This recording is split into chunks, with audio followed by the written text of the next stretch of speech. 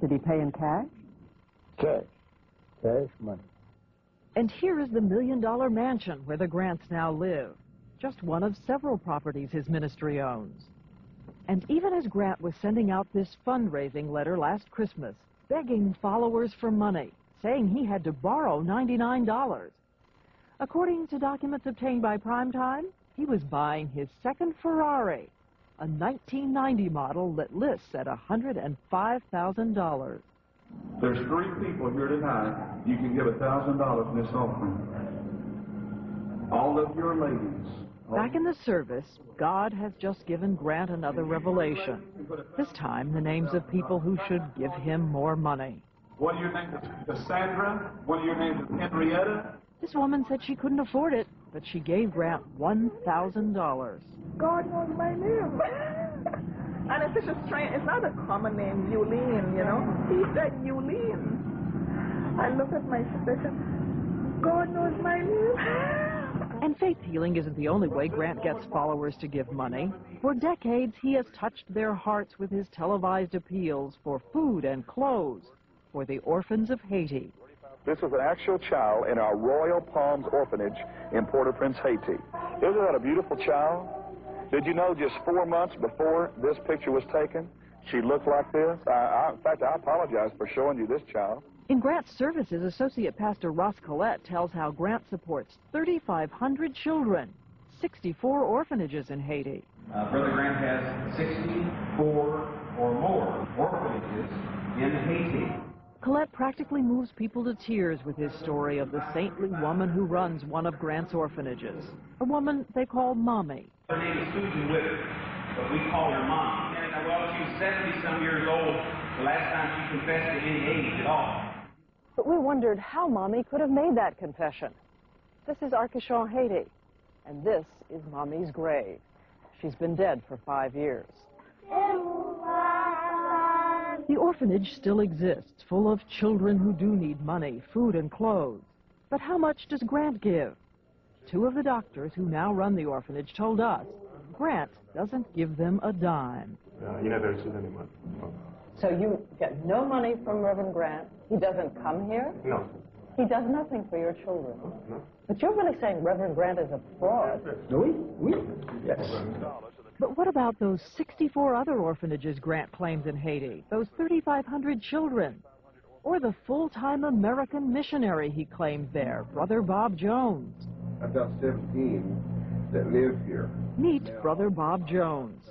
He didn't know we were filming with hidden cameras. We told him we worked for people trying to start a new TV ministry in the States.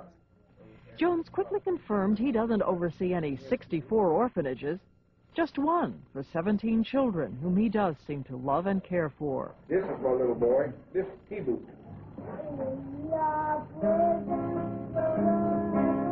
Jones told us Grant does send a couple of $1,000s a month to Haiti, but that Grant is just one of the evangelists claiming Jones' orphanage, and said if we liked, we could claim it too. In Dallas, picture up a sign on a canvas.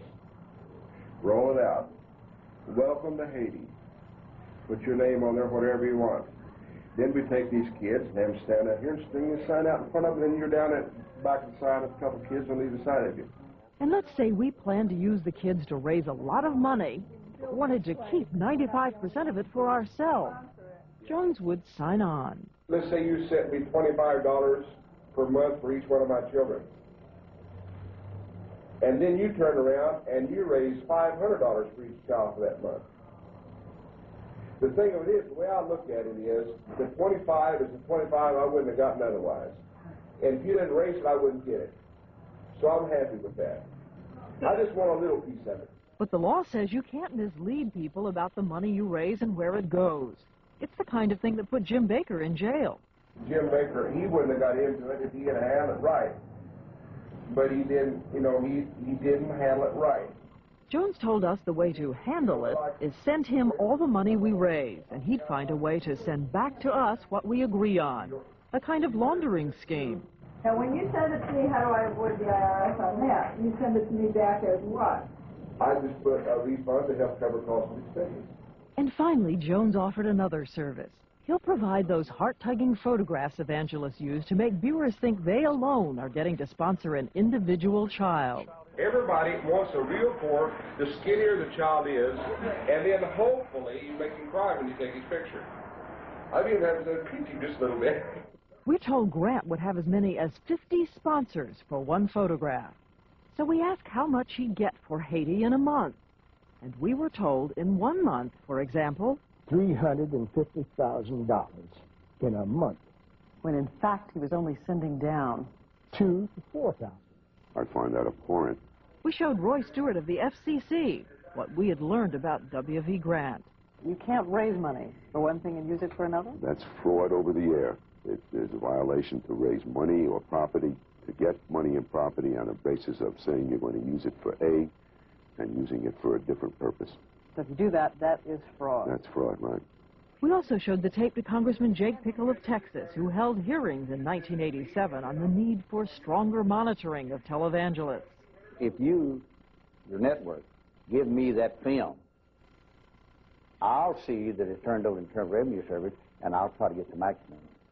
And we went back to Haiti and Brother Bob Jones, this time with our cameras visible. At first, he denied he had laid out a scheme to avoid the IRS. No. So we told him we had everything he said before on videotape. We have you on tape. Is that just on it? How do I avoid the IRS? See, I don't do that. I haven't done that. You see what I'm talking about? I didn't do that with these people. You were offering to. But here's, right? Isn't the point of this that anybody can come down here and claim orphanages in Haiti, go back to the United States, go on television, raise a lot of money, and it doesn't get to the children? Sure.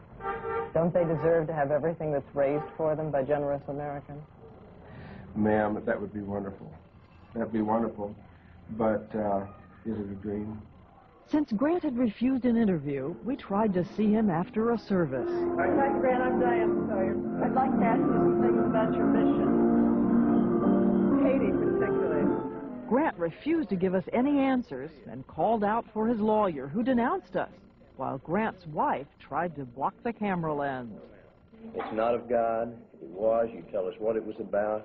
I can tell you what the questions are going to be about. No, there'll be no questions tonight.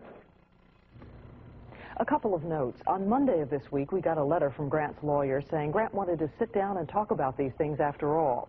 Then on Tuesday, we received a letter saying he had changed his mind. We also received a videotape from the Reverend Grant, and in it he says Bob Jones isn't his only overseer in Haiti. There's another man named Max Manning.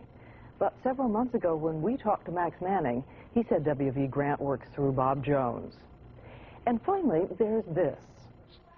Remember those two photographs Reverend Grant showed of the little Haitian girl at Jones Orphanage? Well, recently he acknowledged he was in error.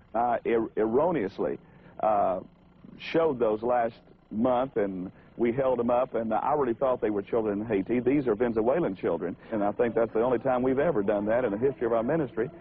But that retraction last month seemed curious to us, since we also have a fundraising letter signed by Grant, which acknowledges that those photographs are not his children. And the curious thing is, this letter was sent out 1 year ago. When we return, I just fell in love with everybody. He's the hottest minister on TV, Robert Tilton and his amazing money machine. But first, Larry Lee, a preacher who told viewers he lost his home and all his possessions in a devastating fire. I don't think he has mansions, or because he's going to have his mansion in heaven. We'll take a look at heaven on earth, Lee's other home, the lakeside estate that followers weren't told about, when prime time continues. Sowing the seed. The best time to sow is when you're hit. Lee sells himself as a preacher so powerful, he can even convert a witch. And a year ago, he got a lot of national publicity when he produced this man, Eric Pryor. Lee said that Pryor was a major leader of the San Francisco pagan community, but that after Lee had prayed with him and given him a Bible, Pryor renounced witchcraft and became a Christian. And because of the conversion, Lee says, Pryor even married his live-in girlfriend. With this ring I do wear. He married Sandra, the girl he was going with when we met him. He's a pure Christian today. Yeah, he really is. In everything he does. Yeah, he's living for the Lord. So we started to do a little checking. We discovered right away Eric Pryor was never a major leader of the pagans. But Pryor does have a long arrest record, and he has said his conversion was accompanied by wining, dining, and money. We helped Eric by giving him a little bit of money. How much? I think about $1,000 a month. But a lot of people would say you'd have a lot of conversions in this country. Yeah, but if you'd offer $1,000 a month to every person. The reality is that Eric was a gentleman a fellow who, when he got saved, he had nowhere to go.